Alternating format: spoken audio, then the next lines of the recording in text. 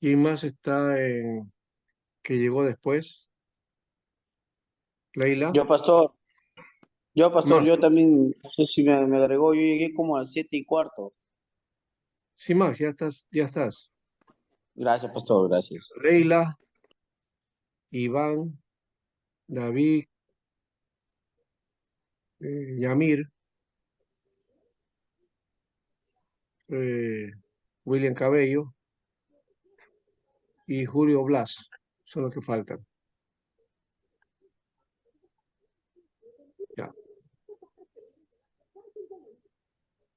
Bueno, creo que del único que veo que ha entrado es Max. Después los demás no están. Mire, acá tienen Profesor, aquí estoy yo. Buenas noches. Daniel, ya, sí, tú sí estás en la lista, tú sí estás, no hay problema, estás presente. Ya,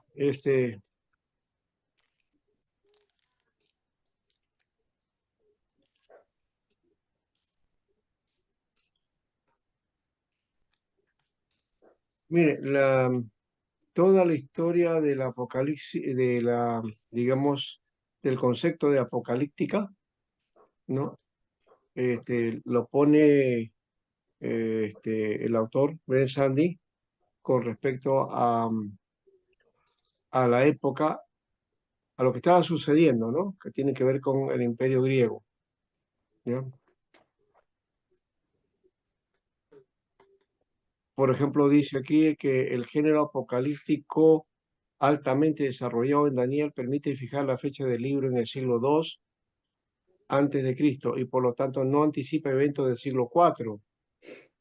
La hipótesis de trabajo que subyace este capítulo es que el libro de Daniel, aunque apocalíptico, fue escrito a fines del siglo VI antes de Cristo. Esto no descarta la posibilidad de que un autor humano bajo inspiración divina pudiera seguir en una costumbre de su tiempo y escribir una profecía después del hecho consumado. Ese es el otro lado también que no hemos analizado. A veces pensamos que el autor escribió una profecía antes que ocurriera, pero podía ser la posibilidad también de que alguien escribiera una profecía que después, que ya se ha hecho, ya ha sido un hecho consumado, ¿ya? No obstante, si quisiéramos contar con una clara evidencia de eso antes de arribar a tal conclusión. Algunas personas creen que tienen esa evidencia de otras y otras no, No pero está más allá proyectando, de eso, pastor. ah, a No ver, está proyectando. ya,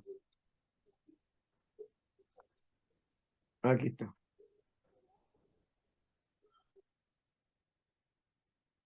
Entonces, más allá de esto, dice, aún si Daniel fuera un escrito seudónimo del siglo II, las conclusiones de este capítulo con respecto a la naturaleza y lenguaje apocalíptico todavía serían ciertas, ¿no?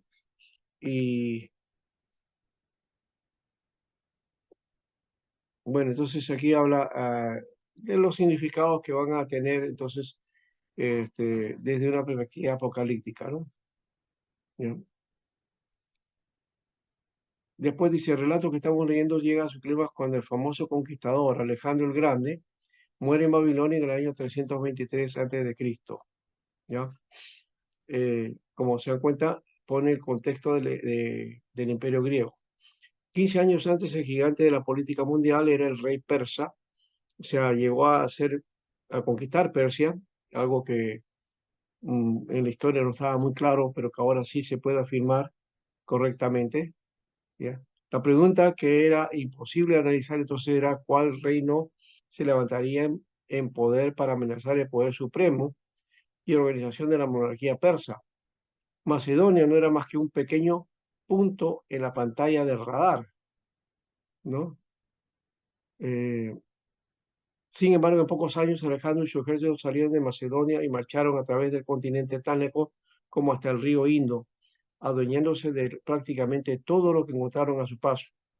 El mundo estaba desconcertado ante una incesante sucesión de impactantes titulares ¿no? de diarios. ¿Quién podría explicar la manera en que el poderoso imperio persa colapsó de manera tan rápida e inesperada?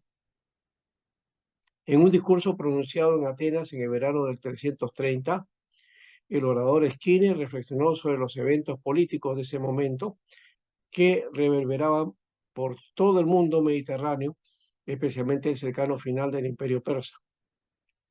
¿Qué evento extraño e inesperado nos ha ocurrido en este tiempo?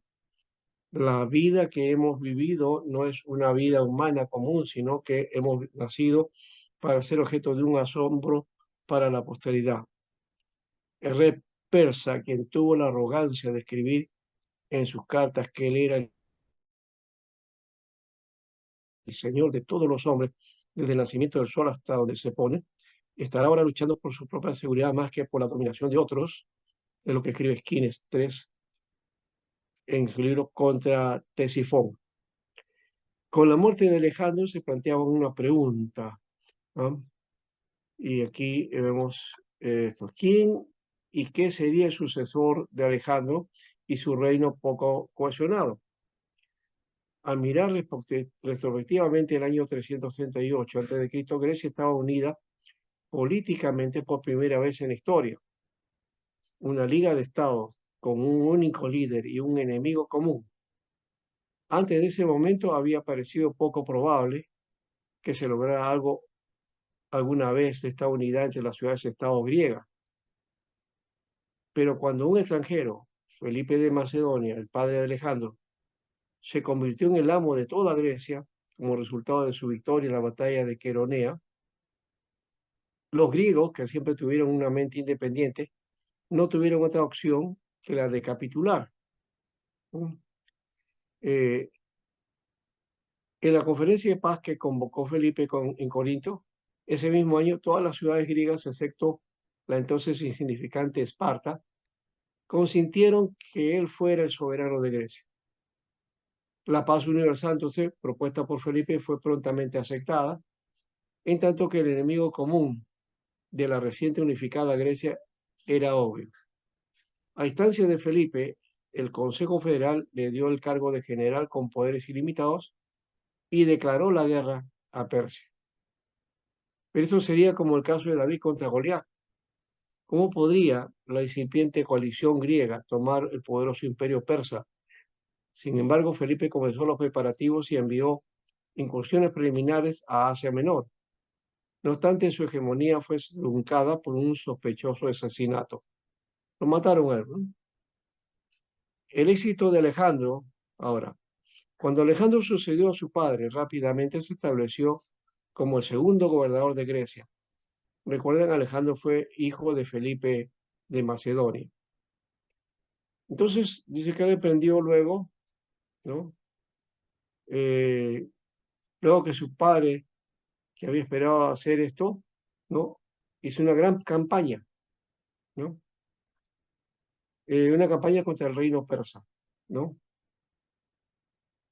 Bueno, en 5 años, perdón, en 11 años, hizo esta campaña y Alejandro llevó a su creciente ejército a través de la Anatolia, Siria, Egipto, Mesopotamia, Persia, Partia y mucho más, con todas las probabilidades en su contra, ¿no?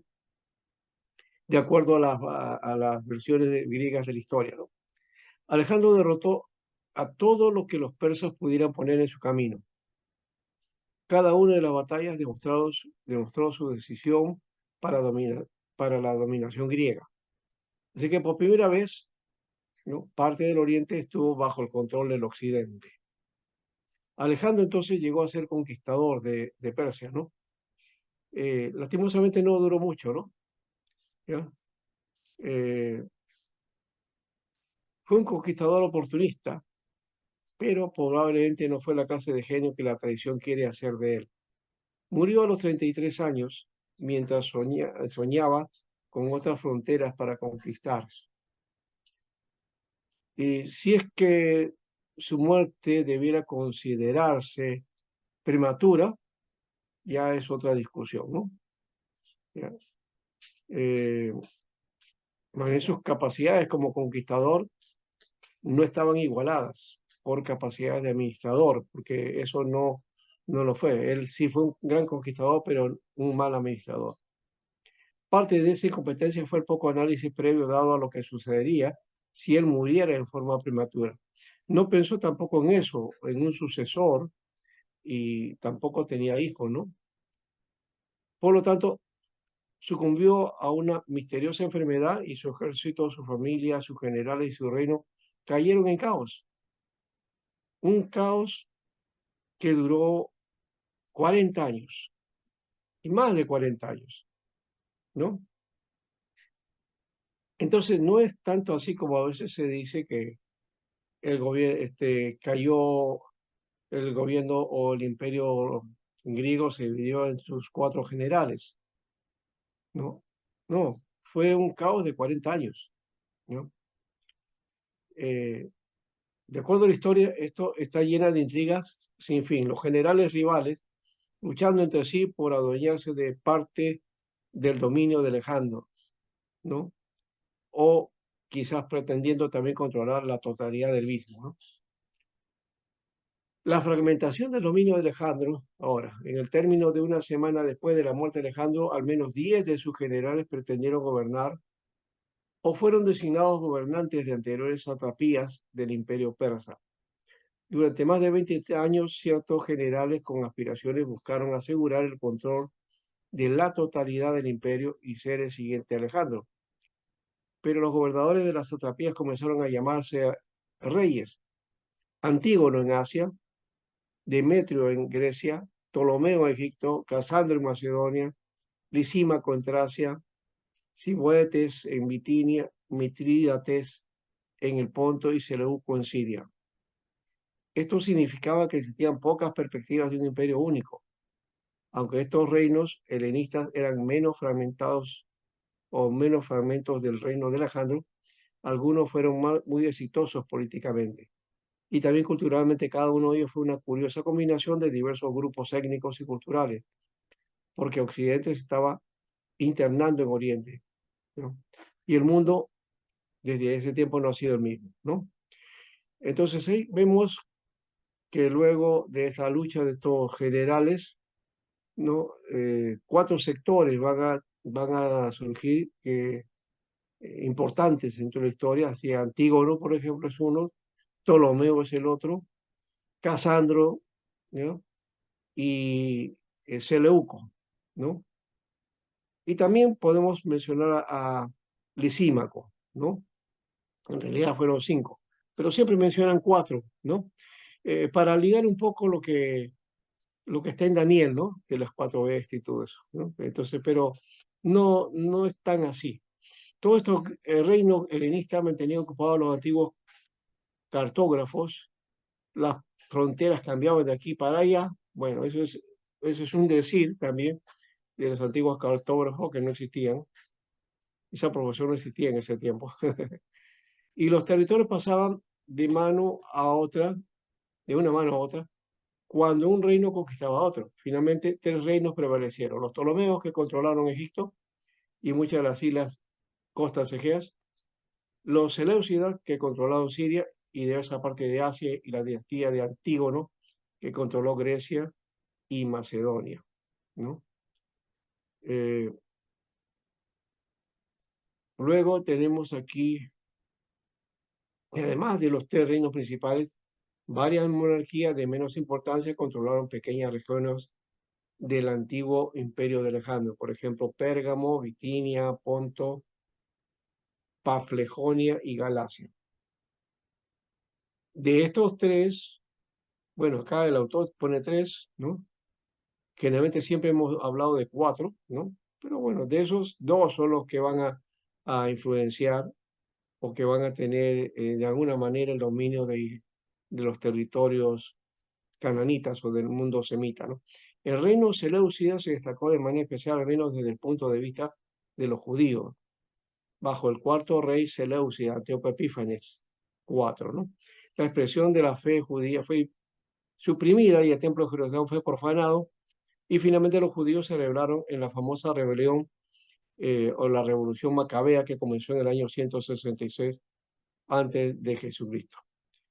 Esa es la historia que les he mandado a leer a ustedes y que en la próxima semana tenemos que trabajar, ¿no? Con este resumen del final de la historia es tiempo de analizar su comienzo. Anticipo los eventos formativos, ¿ya?, de los siglos cuarto a segundo antes de Cristo, que se conservan en Daniel 8. Se trata de una perspectiva singular presentada de un género único, una visión que tiene las características de la literatura apocalíptica. Antes de analizar detalle de visión es necesario definir la literatura apocalíptica, ¿no? Y acá está el cuadro de que, cómo era la apocalíptica, también rasgos instintivos de la literatura apocalíptica.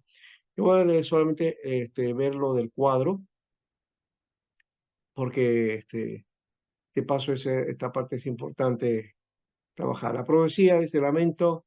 En cuanto a profecía, la apocalíptica ve a la profecía como el lamento, lamenta el pecado sobre la tierra y urge el arrepentimiento, ¿no?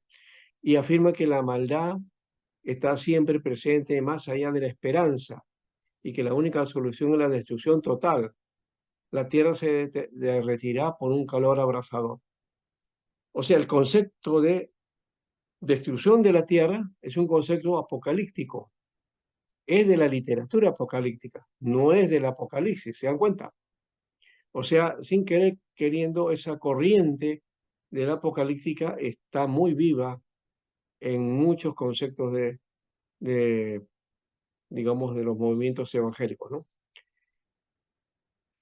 ¿Qué más hay? Revela el desagrado de Dios para con su pueblo, sus actitudes irreverentes y su conducta idólatra. Bueno, eso es lo que reconoce la apocalíptica. Pero da por sentado que los lectores están llenos ellos mismos, disgustados con el mal que los rodea y están ansiosos porque Dios provea una solución, ¿no? Llama al pueblo de Dios de vuelta a la obediencia a Dios, ¿ya?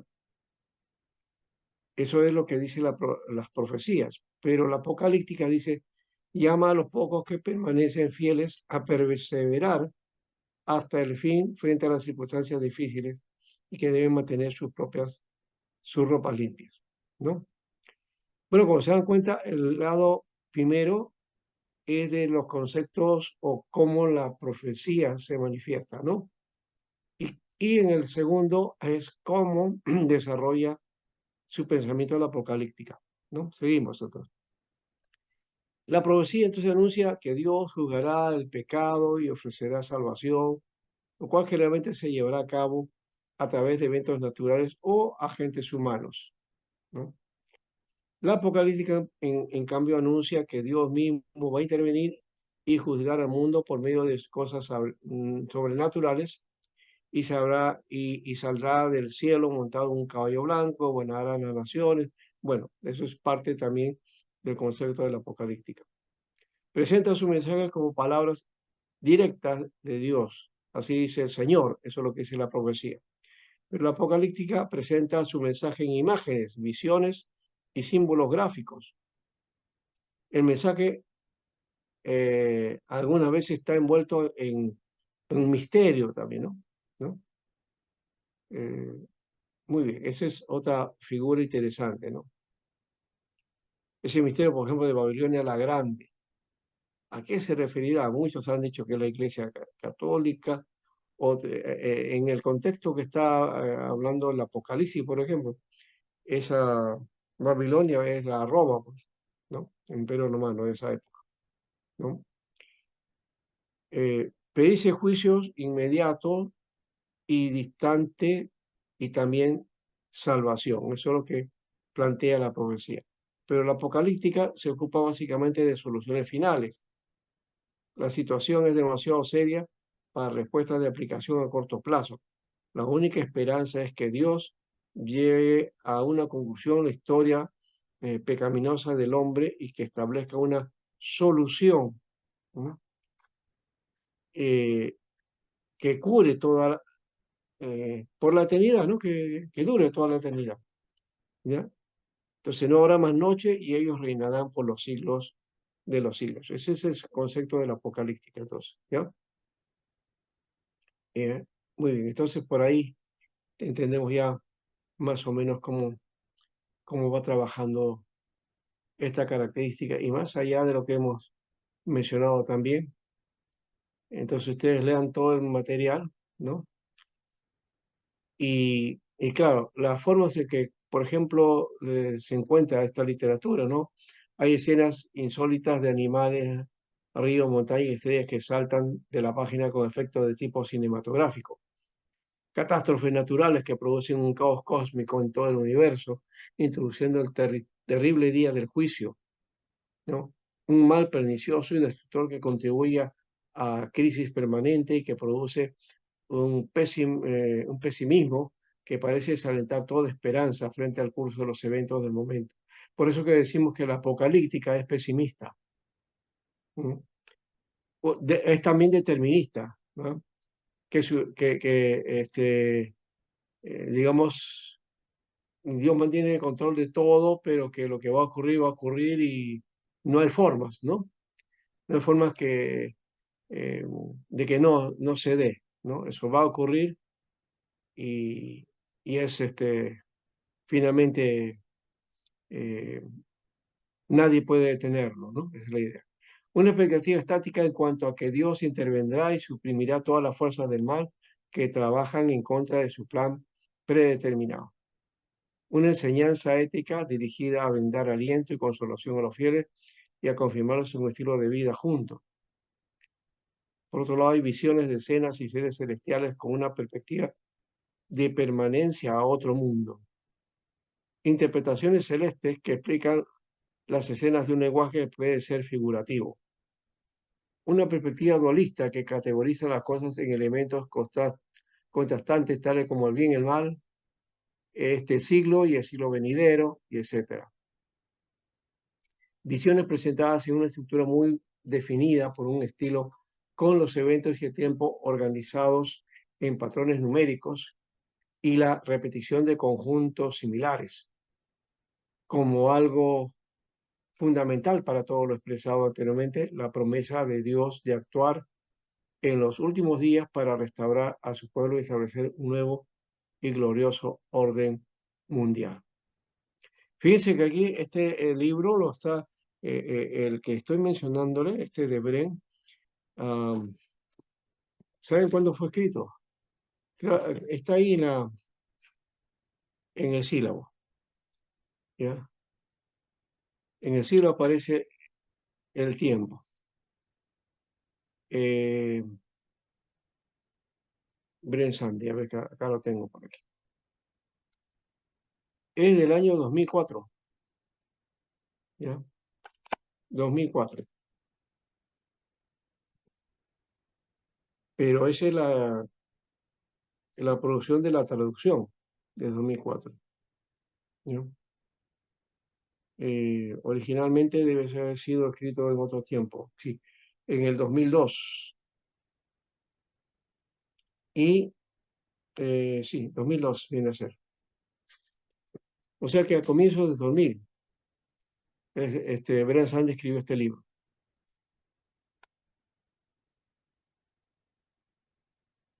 Eso quiere decir, y miren, aquí pone ese hecho de el orden mundial. Aquí sí ha sido trastocado este concepto porque la apocalíptica habla justamente de eso, ¿no? Y es la promesa de Dios de actuar en los últimos días para restaurar a su pueblo y establecer un nuevo y glorioso orden mundial.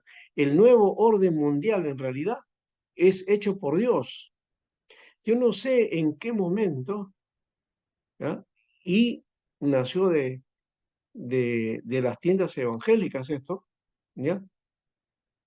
Sacando esa idea de que la pandemia es parte de un orden mundial que se ha comenzado a establecer ya, ¿no? Entonces el hombre está haciendo un gran nuevo orden mundial y que las Naciones Unidas hablan del nuevo orden mundial y que los estados también están haciendo este nuevo orden mundial.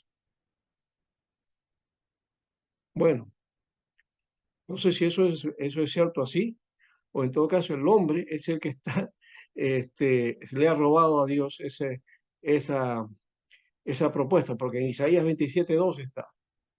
27, 12, 13, y en Zacarías 8, 1 al 8 también se habla de ese nuevo orden mundial hecho por Dios, no por el hombre.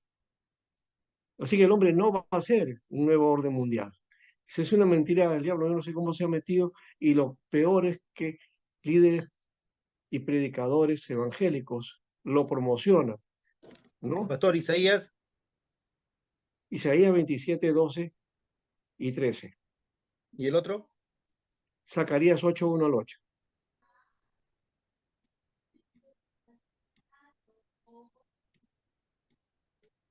Gracias. Entonces, esa idea de nuevo orden mundial, el concepto que se tiene hoy día, es completamente errónea, ¿no? No va a existir un nuevo orden mundial hecho por el hombre, ¿no? Y si es esa propuesta, según ellos, bueno, entonces simplemente es una mala propuesta que o se han atribuido esto que ya Dios ha puesto como parte de su propio mensaje, ¿no? De cómo en los últimos días va a restaurar. Y eso no está solamente en Isaías y en Zacarías, lo vas a encontrar en muchos libros de profetas menores, ¿no? Está en Habacuc, está en Sofonías, está en Abdías, está en muchos libros, especialmente los profetas menores, ahí están. Yo me quedo anodado cuando veo ahí que estos libros hablan de esa esperanza y de ese nuevo orden de Dios, ¿no? ¿Ya? Muy bien. Entonces, por ahí va el camino, hermanos. Este es el sentido. Entonces, bueno, dice, la literatura apocalíptica aparece en muchas formas y en muchos lugares, tanto dentro del canon bíblico como en los escritos extrabíblicos. Era un fenómeno judío, aunque luego fue adoptado por los cristianos. Sin embargo, en algunos casos es difícil decidir qué entra en la categoría de literatura apocalíptica, porque existe incertidumbre en cuanto al número de características de la literatura apocalíptica que son necesarios para que un texto se considere apocalíptico. El género apocalíptico puede tener tanto como 28 características distintivas, pero ningún texto individual las contiene a todas. Y algunos textos que formalmente no se consideran parte del género apocalíptico tienen alguna de ellas, ¿no? Entonces aquí tenemos esa idea.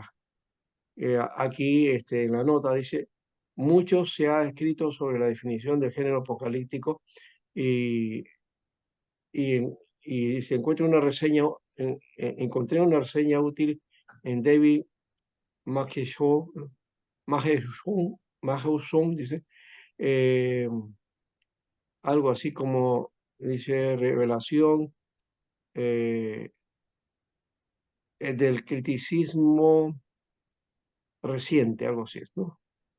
Algunas implicancias de interpretación, ¿no? Es más o menos por ahí. Ese es un libro o un documento que habla acerca de esta situación, de las características que son muy difíciles de describir de la apocalíptica, ¿no? Bueno, aquí está, hermanos. Esto ustedes lo van a terminar de leer y lo van me dan también entonces su pauta con respecto a eso. Solamente mencionar la primera parte que era necesario porque para entender qué cosa es esto, ¿no? ¿Qué es la apocalíptica? ¿Ya? Y ahora sí está más claro, en la lectura de repente ahora se le va a aclarar más los detalles, ¿no? Pero buena esa idea, ¿no? Que eso de nuevo orden mundial, ¿se dan cuenta? ¿No? ¿Cuántas cosas a veces inventamos o decimos que no calzan con la visión de Dios o con el mensaje bíblico, ¿no? Y a veces nos volvemos en tremendistas y sin querer en terroristas de la palabra, ¿no? El orden mundial tiene que ver con la apostasía también en estos tiempos, ¿no? Eso es lo que han plantado esa gente que habla de la teoría del nuevo orden mundial. En Isaías no está hablando de eso. Isaías está hablando que el nuevo orden mundial es la promesa de Dios de nuevo cielo y nueva tierra. ¿Ya? O sea que es Dios el que va a forjar el nuevo orden mundial, ¿no?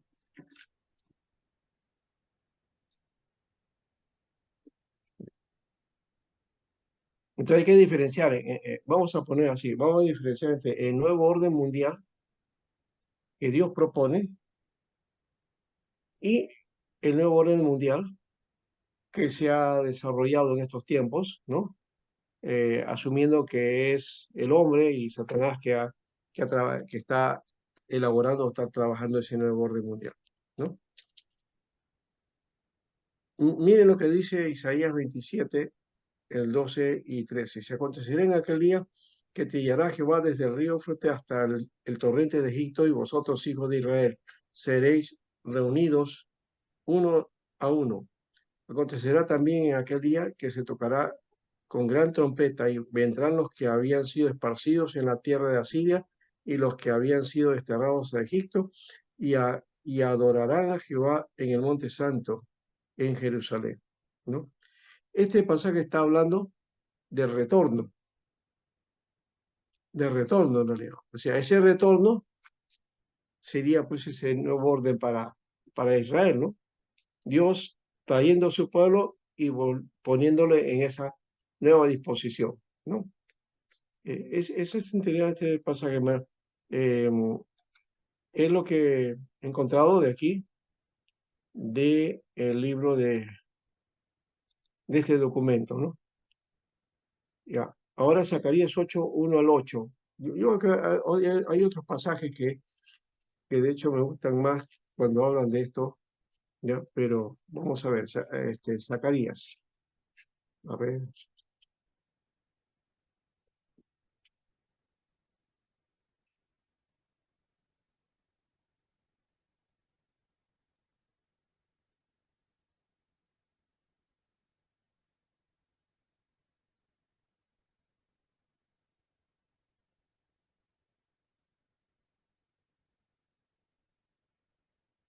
Miqueas, por ejemplo, es otro pasaje interesante, ¿no?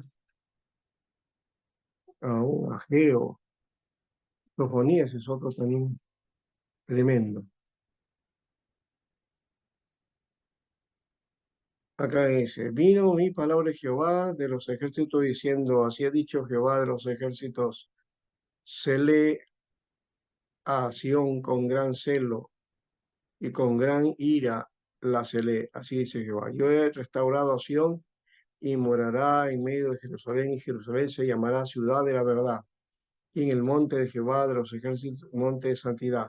Así ha dicho Jehová de los ejércitos, aún han de morar ancianos y ancianas en las calles de Jerusalén, cada cual con bordón en su mano por la multitud de los días, y las calles de la ciudad estarán llenas de muchachos y muchachas que jugarán en ellas. Así dice Jehová de los ejércitos. Si esto parecerá maravilloso a los ojos del remanente de este pueblo en aquellos días, también será maravilloso a mis ojos, dice Jehová de los ejércitos. Así ha dicho Jehová de los ejércitos, aquí yo salvo a mi pueblo de la tierra del oriente y de la tierra donde se pone el sol, y los traeré y habitarán en medio de Jerusalén, y me serán por pueblo, y yo seré a ellos por Dios, en verdad y en justicia, ¿no? Entonces está hablando de esa restauración a Jerusalén, que sería entonces ese nuevo orden, ¿no? Pero hay otros profetas que también hablan de lo mismo, ¿no? Eh, cuando mencionan acerca a Jehová de la gloria del nuevo templo, ¿ya? Pero en este caso, Sofonías también dice 3:14, canta, oh hija de Sión, da voz de júbilo, oh Israel, gózate y regocíjate de todo corazón, hija de Jerusalén. Jehová ha apartado tus juicios, ha echado fuera tus enemigos, Jehová es rey de Israel en medio de ti, nunca más verás el mal. En aquel tiempo seguirá Jerusalén, no temas, Sión, no se debiliten tus manos.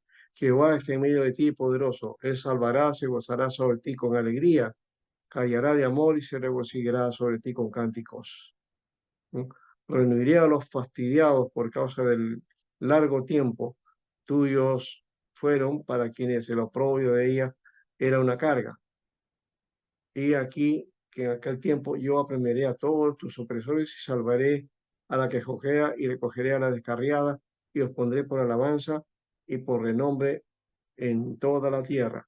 En aquel tiempo yo os traeré, en aquel tiempo yo reuniré, ¿no? Pondré para renombre y para alabanza entre todos los pueblos de la tierra, cuando levante vuestro cautiverio delante de vuestros ojos, dice el Señor. Entonces, todas esas promesas están dentro de la perspectiva del cautiverio que Dios va a liberar, ¿no? Y eso lo podemos poner en el sentido también de la liberación final de Dios, ¿no? Entonces, ese es el sentido que plantean los profetas, pues, ¿no? ¿No?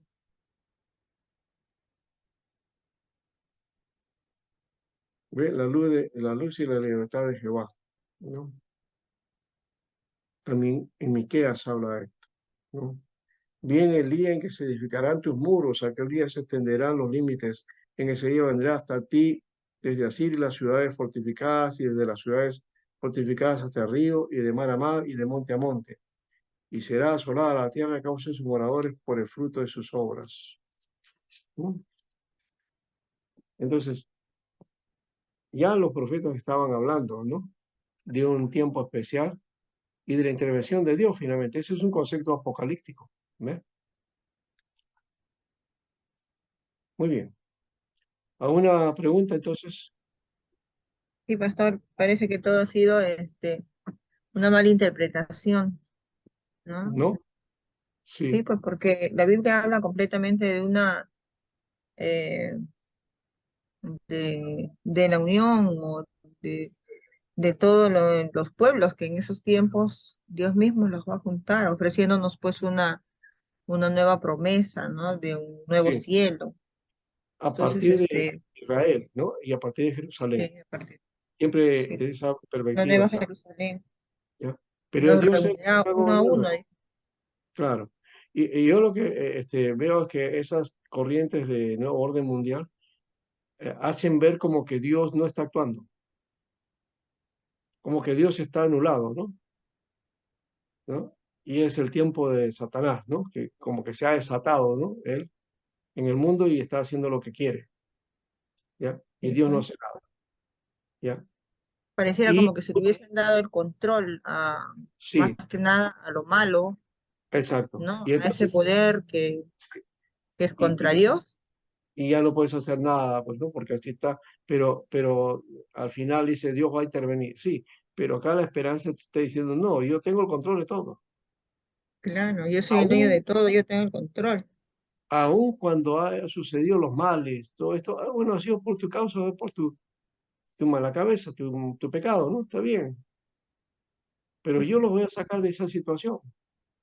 Yo les voy a, a, a sacar de esa condición, ¿no? Y lo restauraré y les pondré en una nueva dimensión. Eso es lo que encontramos como esperanza, ¿no? ¿No? Entonces, creo que ese es el sentido, ya, para rescatar un poco la apocalíptica en todo caso, ¿no? Y aplicar la Claro, apocalíptica bíblicamente, ¿no? Desde la perspectiva de la Biblia, ¿no? Creo que claro, eso debe... Isaías también Sí. 27, 12, 13, Mm, también igual, dice así, y en la última parte del 13 dice, y adorarán a Jehová en el monte santo en Jerusalén. ajá. Sí, pues. Entonces el Señor es el Señor soberano que interviene en el tiempo que Él quiere, pues, ¿no? Y que cuando aparentemente parece que no está gobernando Dios o no interviene, es que Dios lo ha establecido así. ¿Para qué? Para que el pueblo aprenda. Lastimosamente el mundo no aprende, ¿no? Y en vez de aprender, comete más errores, ¿no? Y ahí sí vendrá sentencia, pues, ¿no? Liberación para su pueblo, pero sentencia también para el mundo, ¿no? ¿No? Bueno, ahí estamos, pues entonces, ese es el camino. ¿Algo más que quieran decir? O sea, ¿cuál ha sido la postura de ustedes? Todavía yo sé que están en escatología, no están hablando de eso, y ya les dije de la postura milenial que tenemos dentro del mundo presbiteriano, pero también cada uno puede tener su propia perspectiva personal, ¿no? Puede ser preterista, puede ser histórico, puede ser futurista, puede ser dispensacional, si se quiere también, de repente, yo sé que lo dispensacional es lo que más ha dominado en el mundo evangélico. Y de seguro que alguno de ustedes también en algún momento ha participado de eso, ¿no? ¿No? Y le han enseñado las 7 dispensaciones. ¿sí o no? ¿No? Entonces, Sí, más que nada con eso lo del rapto, ¿no? Que dice sí, Apocalipsis. exacto. No, eso no de las trompetas y ya, y te Ya. dirán, sube Pero acá, bueno, y lo dicen los yo mismos dejo rabinos, eso al profesor Ortega, que Antonio. está haciendo esa tarea y no voy a hablar más, sino que, y sé que él está proponiendo las diferentes teorías que hay, ¿no? No todas, pero las principales, ¿no? ¿Ya? Y de esas, entonces, seguramente llegará a la conclusión final, ¿no? Muy bien. Pero lo que tengo acá es la contribución solamente desde el lado de la apocalíptica, nada más. Eso es lo único que, por eso estoy tocando ese tema. ¿Ya? Después ya no lo vamos a tocar más y vamos a ir más bien para la próxima semana a hablar de la guerra de independencia, ¿no? De los macabeos, de la rebelión macabea, ¿no? Entonces, Esa es ya la, sabes. doctor, esa es la que estoy dejando, ¿no? Para que podamos exponer el próxima semana, Sí, ¿no? sí, sí, exacto. Eso es lo que estoy dejando para que, ¿ya? Para que ustedes hagan esa tarea y juntos vamos a hacer la clase, ¿ya? Como dijo Muy Pastor, perdóname que yo ingresé un poco tarde hoy día. Sí, sí, sí. Estoy en clase, pero no, Le estoy en dejé otra. primero como una alternativa, ¿no? La rebelión macabea o las luchas de independencia, ¿no? ¿No? La lucha de independencia de la época de los macabeos, ¿no? Eso lo van a encontrar ustedes en el libro de Flavio Josefo, La guerra de los judíos, y busquen ustedes en otros libros también. Hay otros libros que plantean eso. Bueno, Justo González no lo hace. A ver, eh, algo Brent Sandy en la lectura menciona algo de eso, ¿no? No todo, pero menciona algo. Es una Mackay, mención pequeña. Ah, sí, César. Mackay, libro de Mackay habla. McKay o, o Matthew Henry. No sé, bueno, los comentarios que hay ahí podían trabajar en ese aspecto, pero el caso de, de Josefo, ¿no? La guerra de los judíos, el tomo 1 y 3 especialmente, ¿no? Tomo 1 y 3, ¿ya? De la editorial Greo. Yo les voy a mandar, en todo caso, si puedo, si carga, ¿no? Si carga, no hay problema. Y si no, vayan ustedes a Sílabos, ahí dice, ¿no? ¿Ya? Josefo Flavio, ¿no? La guerra de los judíos, tomo 1 al 3, editorial Gredos. Eso está en PDF, ¿ya? Ya. Después, quien menciona es Merry Tenney también. Merry Tenney, está. Merry Tenney sí lo menciona, ¿ya? Hacen trabajo sobre ese asunto, ¿ya? Everett Harrison también busquen ahí, en Everett Harrison, ¿ya? Para hacer un resumen vamos a hacer, ¿verdad? Es resumen, pero más es la idea de que ustedes ven los Lectura. acontecimientos, ven, o sea, ya, vean qué cosa sucedió, por qué motivo fue esto, quiénes se levantaron, cómo fueron las luchas, cómo lo tuvieron después de la victoria, ¿no? Qué cosa vino después como resultado de eso, ¿no? Para Israel, ¿no? Eh, y luego digamos, después de esas luchas y la independencia, entonces, ¿qué efectos tuvo después, no? Porque hubo después, pasada eso, ya hubo conflictos internos, ¿no? Conflictos internos de poder, ¿no? De poder De en el poder, ya. socio, de poder político, ¿no? Y toda la situación que luego llevó a la intervención de Roma, ¿no? Y se acabó todo el asunto, ¿no? ¿No? O sea, ese es otro aspecto también de las luchas, de los conflictos que hubieron entre los judíos, ¿no? En Sea, esa etapa. después de los cuatro generales, Pastor, de Alejandro, eh, dos toman posición prácticamente, uno de Roma y otro de Egipto, ¿no, Pastor? No, de Siria y Egipto. Perdón, de Asiria y de Egipto, ¿no? Egipto, sí, sí, ¿Mm? Siria y Egipto. Y Los dos Ptolomeos, uno es Ptolomeo y el otro Seleuco. Seleuco, ¿no? Y O, con Ptolomeo, en la etapa de Ptolomeo, espera, y de Seleuco aparece la dinastía de los Antíocos. Antíocos, ¿no? Antíoco IV es el que va, ese es un referente importante, anoten ese, Antíoco IV Sí. es el gobernador que va a querer dominar en las tierras judías y va a implementar el helenismo, o sea, va a atacar la religión hebrea e imponer la religión griega, ¿no? Que era el Ujú. helenismo, o sea, el concepto helenista, ¿no? De religión. ¿Ya? Eso es lo que provoca luego las luchas macabeas. ¿Ya? De ahí nacen De los eso, macabeos. claro, Ujú. ahí nace no, sino intervienen ellos y comienzan a hacer lucha, ¿no? Luego viene la Ujú. liberación, hemos dicho, y cuando ya estaban libres, ahora, ¿cómo organizar la nación? Entonces ahí los macabeos fueron los que fueron dominando, pero de sus propias familias comenzaron las luchas también, ¿ya? Claro. Y se meten los idumeos, de ahí va a salir los Herodes más adelante. Todo un conflicto de luchas de poder donde hay difamación, mentiras, calumnias, muertes, asesinatos, ¿no? Es una etapa muy difícil, en realidad, ¿no? Que luego entonces interviene Roma, especialmente Pompeyo, y mete su ejército a Israel, a Jerusalén, y toma dominio de todo eso en el año 60 después de Cristo. ¿Ya? Y él pone ya los gobernantes, ¿no? De ahí salen los Herodes. Entonces, toda esa etapa es interesante para ver cómo se va dando, ¿no? ¿Ya? En tanto de las luchas que querían para liberación, al final caen en manos de los romanos. Pero que los romanos, claro, no le tocaban su religión, ¿no? Entonces, por eso que no hubo mucha presión. Que si los romanos hubieran digamos, impuesto su propia religión, de repente se hubieran levantado nuevamente un grupo como los macabeos, ¿no? ¿No? Que estaban dispuestos a eso, ¿ya? ¿Cómo les daba la libertad? Está bien, pero después al final termina todo pues, en el año 70.